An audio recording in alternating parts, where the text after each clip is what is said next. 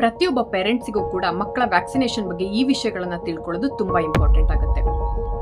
Vaccinations ಅನ್ನ ಯಾವ ಮಂತಿಗೆ ಏನೆಲ್ಲ ವ್ಯಾಕ್ಸಿನೇಷನ್ಸ್ ಹಾಕಿಸ್ಬೋದು, ಗೌರ್ಮೆಂಟ್ ಅಲ್ಲಿ ಏನ್ ಸಿಗುತ್ತೆ, ಪ್ರೈವೇಟ್ ಅಲ್ಲಿ ಏನ್ ಸಿಗುತ್ತೆ, ಅಕಸ್ಮಾತ್ ಏನಾದ್ರೂ ಬೇರೆ ಕಾರಣಗಳಿಂದ ವ್ಯಾಕ್ಸಿನೇಷನ್ ಮಿಸ್ ಆಯ್ತು ಅಂದ್ರೆ ನಾವು ಏನ್ ಮಾಡಬೇಕು, ಸೊ ಈ ಎಲ್ಲಾ ವಿಷಯಗಳ ಬಗ್ಗೆ ಪೇರೆಂಟ್ಸಿಗೆ ಮಾಹಿತಿ ಇರೋದು ತುಂಬಾ ಇಂಪಾರ್ಟೆಂಟ್.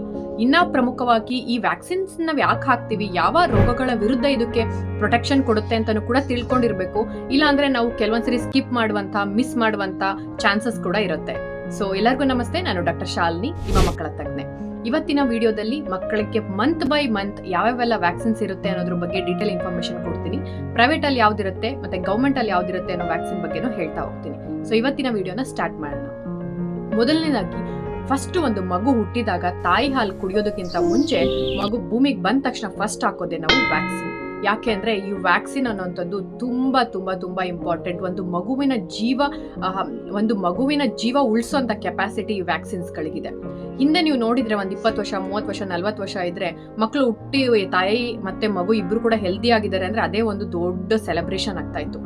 ಬಟ್ ಕ್ರಮೇಣವಾಗಿ ವ್ಯಾಕ್ಸಿನ್ಸ್ ಅನ್ನ ಕಂಡಿಡಿದ ನಂತರ ಈ ತರ ಎಷ್ಟೊಂದು ಒಂದು ನವಜಾತ ಶಿಶುಗಳ ಡೆತ್ ರೇಟ್ ಏನಿದೆ ಅದು ಕೂಡ ತುಂಬಾನೇ ಕಡಿಮೆ ಆಗಿದೆ. ಸೊ ಹಾಗಾಗಿ ವ್ಯಾಕ್ಸಿನ್ಸ್ ಗಳು ತುಂಬಾ ಇಂಪಾರ್ಟೆಂಟ್ ಆಗುತ್ತೆ.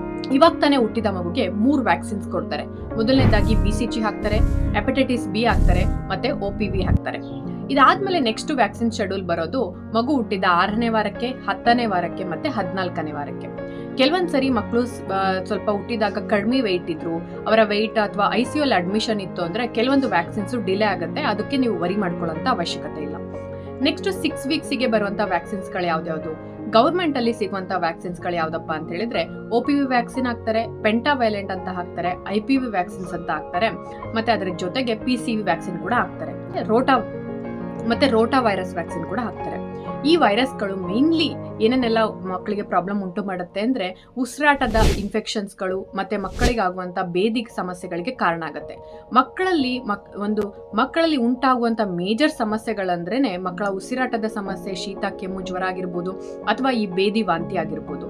ಇದಕ್ಕೆ ಮೇನ್ ವ್ಯಾಕ್ಸಿನ್ಸ್ಗಳು ಇವೇ ಆಗಿರುತ್ತೆ. ಸೊ ಹಾಗಾಗಿ ತಪ್ಪದೆ ಕೂಡ 6ನೇ ವಾರಕ್ಕೆ, 10ನೇ ವಾರಕ್ಕೆ, 14ನೇ ವಾರಕ್ಕೆ ಹಾಕುವಂತ ವ್ಯಾಕ್ಸಿನ್ಸ್ ಗಳನ್ನ ದಯವಿಟ್ಟು ಮಿಸ್ ಮಾಡಬೇಡಿ. ಗೌರ್ಮೆಂಟ್ ವ್ಯಾಕ್ಸಿನ್ಸಿಗೂ ಪ್ರೈವೇಟ್ ವ್ಯಾಕ್ಸಿನ್ಸಿಗೂ ಇಲ್ಲಿ ಏನ್ ಡಿಫರೆನ್ಸ್ ಆಗತ್ತಪ್ಪ ಅಂದ್ರೆ 10ನೇ ವಾರದಲ್ಲಿ ಮಕ್ಕಳಿಗೆ ನೀವು 10ನೇ ವಾರದಲ್ಲಿ ಗೌರ್ಮೆಂಟ್ ಅಲ್ಲಿ ಬರೀ ನಿಮ್ಗೆ OPV ಕೊಡ್ತಾರೆ, ಮತ್ತೆ ಪೆಂಟಾವ್ಯಾಲೆಂಟ್ ಹಾಕ್ತಾರೆ, ಮತ್ತೆ ರೋಟಾ ವೈರಸ್ ಹಾಕ್ತಾರೆ. ನಿಮೋಕಾಕಲ್ ಅಂದ್ರೆ PCV ವ್ಯಾಕ್ಸಿನ್ ಕೂಡ ಹಾಕೋದಿಲ್ಲ, ಮತ್ತೆ IPV ವ್ಯಾಕ್ಸಿನ್ಸ್ ಕೂಡ ಹಾಕೋದಿಲ್ಲ. ಇದನ್ನ ಪ್ರೈವೇಟ್ ಅಲ್ಲಿ ಎಕ್ಸ್ಟ್ರಾ ನಾವು ಕೊಡ್ತೀವಿ. ಇದನ್ನ ನೆಕ್ಸ್ಟ್ 14ನೇ ವಾರಕ್ಕೆ ಆಲ್ಮೋಸ್ಟ್ ಗೌರ್ಮೆಂಟ್ ಅಲ್ಲಿ ಕೊಡೋದು, ಪ್ರೈವೇಟ್ ಅಲ್ಲಿ ಕೊಡುವಂತ ವ್ಯಾಕ್ಸಿನ್ಸ್ ಸೇಮೇ ಇರುತ್ತೆ. ಅದಾದ್ಮೇಲೆ ನೆಕ್ಸ್ಟ್ 6ನೇ ತಿಂಗಳಿಗೆ ಮತ್ತೆ 7ನೇ ತಿಂಗಳಿಗೆ ಬರುವಂತ ವ್ಯಾಕ್ಸಿನ್ ಫ್ಲೂ ವ್ಯಾಕ್ಸಿನ್. ಇದು ಗವರ್ಮೆಂಟ್ ಅಲ್ಲಿ ಅವೈಲಬಲ್ ಇರೋದಿಲ್ಲ, ಮತ್ತೆ ಇದು ಪ್ರೈವೇಟ್ ಅಲ್ಲಿ ಅವೈಲಬಲ್ ಇರುತ್ತೆ 6ನೇ ತಿಂಗಳಿಗೆ ಮತ್ತೆ 7ನೇ ತಿಂಗಳಿಗೆ. ಇದಾದ ನಂತರ 9ನೇ ತಿಂಗಳಿಗೆ ವ್ಯಾಕ್ಸಿನ್ಸ್ ಬರುತ್ತೆ ಡೈರೆಕ್ಟ್ ಆಗಿ. 9ನೇ ತಿಂಗಳಿಗೆ ವ್ಯಾಕ್ಸಿನ್ಸ್ ಯಾವ್ದೆಲ್ಲ ಬರುತ್ತೆ ಅಂದ್ರೆ ಗವರ್ಮೆಂಟ್ ಅಲ್ಲಿ ಯೂಶಲಿ MR ಹಾಕ್ತಾರೆ, ಅದಾದ್ಮೇಲೆ PCV ಬೂಸ್ಟರ್ ಅನ್ನ ಕೊಡ್ತಾರೆ, ಮತ್ತೆ JE ವ್ಯಾಕ್ಸಿನ್ ಕೆಲವೊಂದು ಕಡೆ ಅವೈಲಬಲ್ ಇರುತ್ತೆ, ಕೆಲವೊಂದು ಕಡೆ ಅವೈಲಬಲ್ ಇರಲ್ಲ. JE ವ್ಯಾಕ್ಸಿನ್ ನಾವು ಕೊಡೋದು ಮೇನ್ಲಿ ಇದು ಮೆದುಳು ಜ್ವರ ಉಂಟು ಮಾಡುತ್ತೆ ಅಂತ. ಸೊ ಕೆಲವೊಂದು ಡಿಸ್ಟ್ರಿಕ್ಟ್ ಅಲ್ಲಿ ಇದು ಅವೈಲಬಲ್ ಇದೆ. ಸದ್ಯಕ್ಕೆ ನಮ್ಮ ಕರ್ನಾಟಕದಲ್ಲಿ JE ವ್ಯಾಕ್ಸಿನ್ ಅನ್ನ ನಾವು ರುಟೀನ್ ಆಗಿ ಆಗ್ತಾ ಇಲ್ಲ. ಇದ್ರ ಜೊತೆಗೆ ವಿಟಮಿನ್ A ಕೊಡ್ತಾರೆ. ಸೊ ಪ್ರೈವೇಟ್ ಅಲ್ಲಿ MMR ವ್ಯಾಕ್ಸಿನ್ ಮತ್ತೆ ಟೈಫಾಯ್ಡ್ ವ್ಯಾಕ್ಸಿನ್ ಅನ್ನ ಹಾಕ್ತಾರೆ. ನೆಕ್ಸ್ಟ್ 1 ವರ್ಷಕ್ಕೆ ಬರುವಂತ ವ್ಯಾಕ್ಸಿನ್ ಹೆಪಟೈಟಿಸ್ A ವ್ಯಾಕ್ಸಿನ್. ಇದನ್ನ ನಿಮ್ಗೆ ಗವರ್ಮೆಂಟ್ ಅಲ್ಲಿ ಅವೈಲಬಲ್ ಇರೋದಿಲ್ಲ, ಪ್ರೈವೇಟ್ ಅಲ್ಲಿ ಇದು ಅವೈಲಬಲ್ ಇರುತ್ತೆ.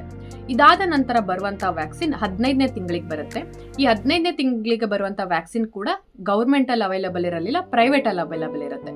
ಸೊ 15ನೇ ತಿಂಗಳಿಗೆ ಮಕ್ಕಳಿಗೆ ಯೂಶಲಿ MMR2 ಮತ್ತೆ 9ನೇ ತಿಂಗಳಿಗೆ ನಾವು ಗವರ್ಮೆಂಟ್ ಅಲ್ಲಿ ಬರೀ MR ಸಿಕ್ಕಿರುತ್ತೆ, ಪ್ರೈವೇಟ್ ಅಲ್ಲಿ MMR ಅಂದ್ರೆ ಮಂಗನ ಬಾವಿನ ವಿರುದ್ಧ ಕೂಡ ವ್ಯಾಕ್ಸಿನ್ ಅವೈಲಬಲ್ ಇರುತ್ತೆ.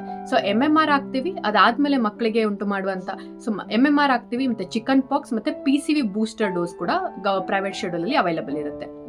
ಇದಾದ ನಂತರ 18 ತಿಂಗಳಿಗೆ ಗವರ್ಮೆಂಟ್ ವ್ಯಾಕ್ಸಿನ್ಸ್ ಅಲ್ಲಿ DPT ಬೂಸ್ಟರ್ ಹಾಕ್ತಿವಿ, ಮತ್ತೆ OPV ಹಾಕ್ತಿವಿ, ಮತ್ತೆ ವಿಟಮಿನ್ A ಡೋಸಸ್ ಅನ್ನು ಕೂಡ ಕೊಡ್ತಾರೆ. ಇದಾದ್ಮೇಲೆ ಇಲ್ಲಿಗೆ ಗವರ್ಮೆಂಟ್ ವ್ಯಾಕ್ಸಿನ್ ಶೆಡ್ಯೂಲ್ ಕಂಪ್ಲೀಟ್ ಆಗುತ್ತೆ. ಪ್ರೈವೇಟ್ ವ್ಯಾಕ್ಸಿನ್ ಶೆಡ್ಯೂಲ್ ಇದಾದ್ಮೇಲೂ ಕೂಡ ಕಂಟಿನ್ಯೂ ಆಗ್ತಾ ಹೋಗುತ್ತೆ. ಇದಾದ್ಮೇಲೆ ಮಕ್ಕಳಿಗೆ ಅರೌಂಡ್ 18ನೇ ತಿಂಗಳಿಂದ 24ನೇ ತಿಂಗಳು ಒಳಗಡೆವರೆಗೂ ಮಕ್ಕಳಿಗೆ ಯೂಶಲಿ ಈ ಒಂದು ವ್ಯಾರಿಸೆಲ್ಲ ಚಿಕನ್ ಪಾಕ್ಸ್ ಫಸ್ಟ್ ಡೋಸ್ ಹಾಕಿರ್ತೀವಲ್ಲ ಅದನ್ನ ಸೆಕೆಂಡ್ ಡೋಸ್ ಹಾಕೊಳ್ತೀವಿ. ಇದಾದ್ಮೇಲೆ PCV ಬೂಸ್ಟರ್ ಕೂಡ ಕೊಡ್ತೀವಿ. ಮತ್ತೆ A ಕೂಡ ಕೆಲವೊಂದು ಹಾಸ್ಪಿಟಲ್ ಅಲ್ಲಿ ಮತ್ತೆ ಬೂಸ್ಟರ್ ಡೋಸ್ ಅನ್ನ ಕೊಡ್ತಾರೆ. ಇದಾದ ನಂತರ ನೆಕ್ಸ್ಟ್ ಡೈರೆಕ್ಟ್ ಆಗಿ 5ನೇ ವರ್ಷಕ್ಕೆ ಮತ್ತೆ 10ನೇ ವರ್ಷಕ್ಕೆ ಮಕ್ಕಳಿಗೆ ವ್ಯಾಕ್ಸಿನೇಷನ್ ಬರುತ್ತೆ. ಇದು ಯೂಶಲಿ ನೀವು ಸ್ಕೂಲ್ಗಳಲ್ಲಿ ಹಾಕ್ತಾರೆ, ಅದಕ್ಕೇನು ವರಿ ಮಾಡ್ಕೋಬೇಡಿ. ನೀವು ಮಕ್ಕಳನ್ನ ಹಾಕಿರುವಂತ ಸ್ಕೂಲ್ಗಳಲ್ಲಿ ಏನಾದ್ರು ಅವೈಲಬಲ್ ಇಲ್ಲ ಅಂತ ಹೇಳಿದ್ರೆ ಅಲ್ಲಿ ಹೋಗಿ ವ್ಯಾಕ್ಸಿನ್ಸ್ಗಳನ್ನ ನೀವು ನಿಮ್ಮ ಹತ್ತಿರದ ಹಾಸ್ಪಿಟಲ್ಸಿಗೆ ಹೋಗಿ ಅಲ್ಲಿ ವ್ಯಾಕ್ಸಿನ್ ಅನ್ನ ಕಂಪ್ಲೀಟ್ ಮಾಡ್ಕೊಳ್ಬಹುದು.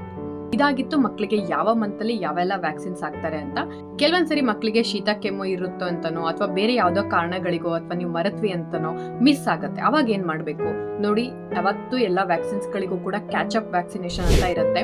ಮಗು ಮಿಸ್ ಮಾಡಿದ್ಮೇಲೆ ಡೆಫಿನೆಟ್ಲಿ ಆ ವ್ಯಾಕ್ಸಿನ್ಸ್ ಶೆಡ್ಯೂಲ್ ಅನ್ನ ನೀವು ಮತ್ತೆ ಹಾಕ್ಬೋದು. ಕೆಲವೊಂದು ವ್ಯಾಕ್ಸಿನ್ಸ್ ಶೆಡ್ಯೂಲ್ ಡಿಫರೆಂಟ್ ಆಗೋದ್ರಿಂದ ನಾನಿಲ್ಲಿ ಡಿಸ್ಕಸ್ ಮಾಡೋದು ಸ್ವಲ್ಪ ಕಷ್ಟ ಆಗುತ್ತೆ. ಬಟ್ ವ್ಯಾಕ್ಸಿನ್ಸ್ ಮಿಸ್ ಆದ್ರೆ ವರಿ ಮಾಡ್ಕೋಬೇಡಿ. ಒಂದ್ ವಾರ ಆ ಕಡೆ ಈ ಕಡೆ ಆಯ್ತು ಅಂದ್ರೂ ಕೂಡ ಮಕ್ಕಳಿಗೆ ವ್ಯಾಕ್ಸಿನೇಷನ್ ಅನ್ನ ರಿಪೀಟ್ ವ್ಯಾಕ್ಸಿನೇಷನ್ಸ್ ಅನ್ನ ಹಾಕೋದು ತುಂಬಾ ಇಂಪಾರ್ಟೆಂಟ್.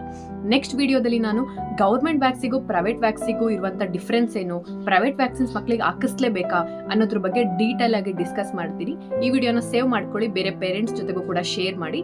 ಸೊ ನೆಕ್ಸ್ಟ್ ವಿಡಿಯೋದಲ್ಲಿ ಸಿಗ್ತೀನಿ. ಅಲ್ಲಿವರೆಗೂ thanks for watching. Happy parenting.